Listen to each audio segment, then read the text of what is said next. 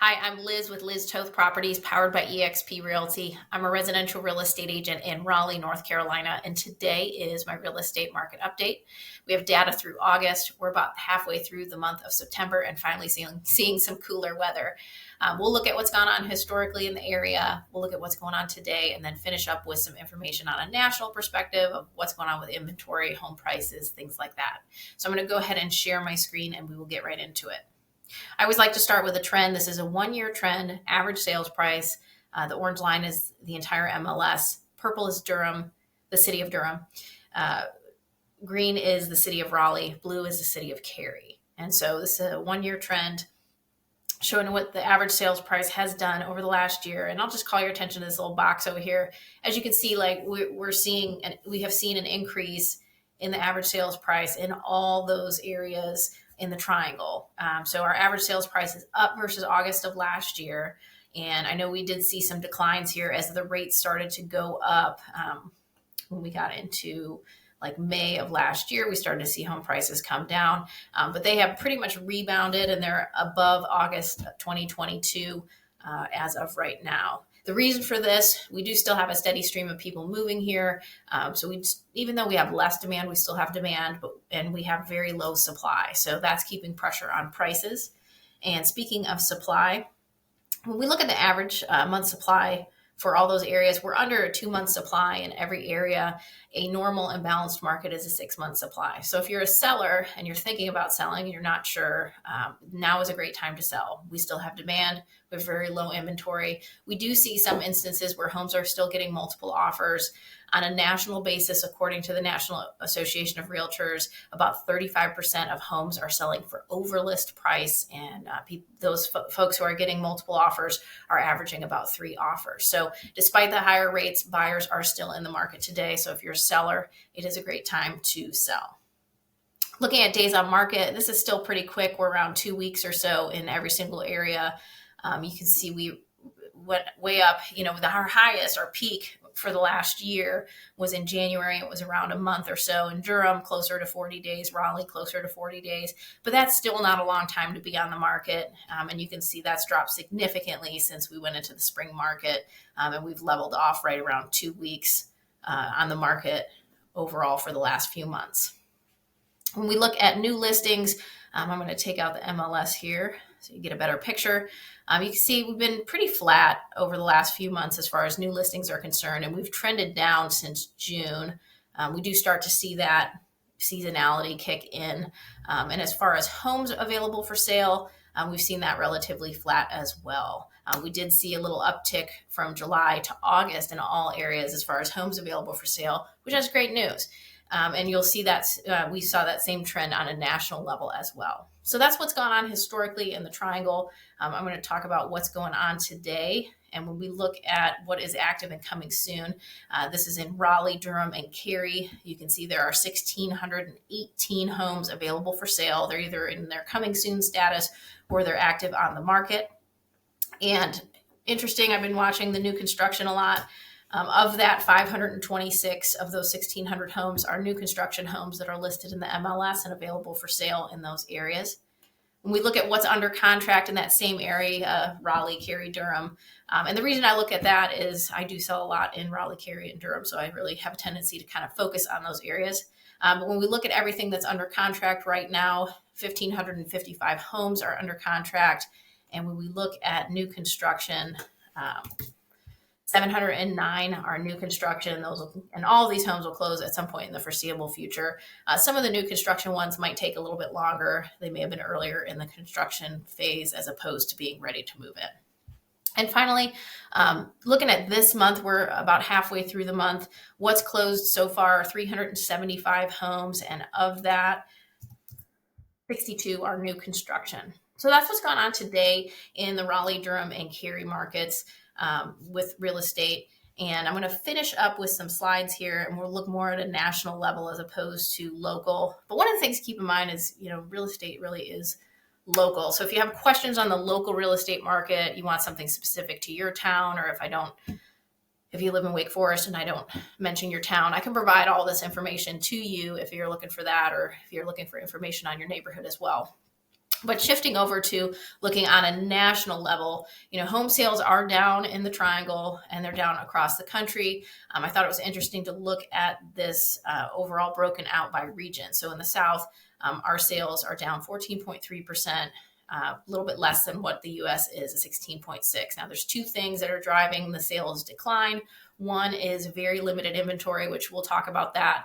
And we have talked about that for local markets. And I feel like I sound like a broken record because we've had low inventory in the triangle for a long time. But we'll look at what it looks like on a national level as well. The other thing that's affecting this is the higher interest rates. So the higher interest rates have, taken some of the buyers out of the market. It's softened demand. It hasn't eliminated demand, but it has softened demand. So there's not as many buyers out in the market today. So those are the things that are impacting the home sales today. When we look at our average annual inventory, again, this is on a national basis. This goes back to 1999. I thought this was interesting. And I mentioned earlier that a 6-month supply is a normal and balanced market. And you can see it's been a long time since we have had a normal and balanced market. I don't really count 2021 and 22 as much because those years were really anomalies with the interest rates being at 2 and 3%. But when you look beyond that, pre-pandemic, 2018, 2019, all the way back to 2012, we really haven't had a normal and balanced market on a national level for a very long time. Why is that? So part of it is builders have, this is new construction. So builders building homes, and for the last 14 years, builders have built below the average annual units for the last 14 years, with the exception of 2022, they've actually increased. So we're 14 straight years of building below the 52-year average. That has caught up with us. And now it's like builders can't keep up with demand. And then we did run into some challenges when there was the supply chain issues, which most of that has eased since we have come out of the pandemic. But you can see we haven't had consistent building and it's been below the average. So that's one of the things that impacts inventory. The other thing is, and I thought this was interesting, is people are staying in their homes longer. So if you look at from 2010 to 2022, the average person stayed in their home for over 9 years. And prior to that, it was 6 years. So people are staying in their homes a little bit longer than they used to. So that's the other thing that's really affecting the resale inventory that comes on the market today. We talked a little bit about listing and what's going on with listing counts. We did see a little bit of an uptick in August, which was great news. More opportunities for the buyers out there in the market today. But when we look on a national level, if you look at the active listing count in August, and we look back, and again, we didn't count 2020 through 2022 because those years were really anomalies and we had extremely low inventory. But you can see the active listing count well below what those pre-pandemic years were. You can look at new listing. We see the same trend with the new listing count. So seeing less new listings than we did pre-pandemic. So when you look at the overall total listing count August of each year, comparing to pre-pandemic, you can see we're pretty far off from that. So you may see news articles here and there that talk about inventory increasing. It is increasing, but we're still a long way away from having a normal and balanced market. And I think this chart really shows and really captures that.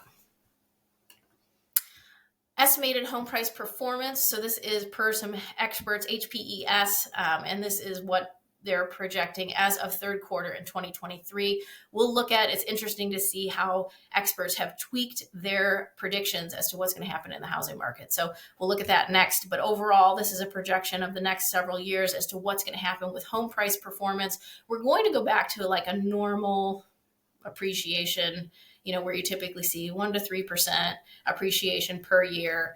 The pandemic years, we saw a huge appreciation or price improvement, upwards of like 20% in some cases. We're going to go back down to what is a normal appreciation. And that's what's really projected over the next few years. Interesting, I mentioned comparing to what the original forecast was. So in December of 2022, a bunch of experts made projections as to what was going to happen with the home prices in the real estate market. And so the red is the original forecast, and then obviously the next column is the current forecast. So you can see the overall, all of these experts, were predicting a decline, pretty significant declines. AEI was down 15 to 20%. Now their forecast is up 6%. So they're projecting, all of these experts have really changed their tune based on what has happened in the market with the economy and with inflation, and really fine-tuned their forecast. So now pretty much all of them are projecting that real estate home prices will either be flat or we'll see an increase when we get into the end of the year. Another interesting thing that I thought, and I was talking to somebody recently about equity and mortgage rates and things like that. One of the things that's affecting resale markets, the resale inventory, is that there's a lot of folks who have interest rates that are less than 4%. So it is tough to jump from having a mortgage rate of 4% or less and then go up to over 7%. So in some cases, people just don't want to make the jump, or number two, they may not be able to afford to make that jump. And this number is significant. So almost 71% of mortgage rates on loans that are out there today are less than 4%. So these folks are not going to be as motivated to move or make a move if they don't need to go to a 7% or more than 7% interest rate, excuse me. And then finally, I wanted to talk about equity. This was something else that I thought was really interesting. So almost 70% of folks out there have paid off their mortgage or at least have 50% equity in their homes. And I think the average number that I had read recently was that the average equity, according to CoreLogic, is $294,000. And so one of the things to think about is if you have lived in your home for a few years, or you bought pre-pandemic or during the pandemic, it may be worth it to see what kind of equity you have in your home. Talk to an agent, reach out to me if you're local. I'd be happy to walk through those numbers with you and let you know how much equity you have in your home. You can do a lot of things with that equity. You can trade up, you can downsize, you can make investments in your home. There's a lot of things you can do with that. But that equity, ultimately, if you need to make a move or you want to make a move, that can be the stepping stone to helping you get there, to achieving your goals. So hopefully that information is helpful for you. Again, this is my monthly real estate market update, and the data we have is pretty much almost all of it is through August. If you have questions on the local real estate market, don't hesitate to reach out. If you are thinking about relocating to the Raleigh, Durham area, feel free to connect with me online, or you can check out my YouTube channel, Welcome to Raleigh. You can subscribe, hit the little bell, get notified anytime a new video is uploaded. There's city tours, community tours, videos about things to do in the area, information on the real estate market, buyer tips, seller tips. So feel free to check that out. I look forward to talking to you again soon, and I hope you have a great day.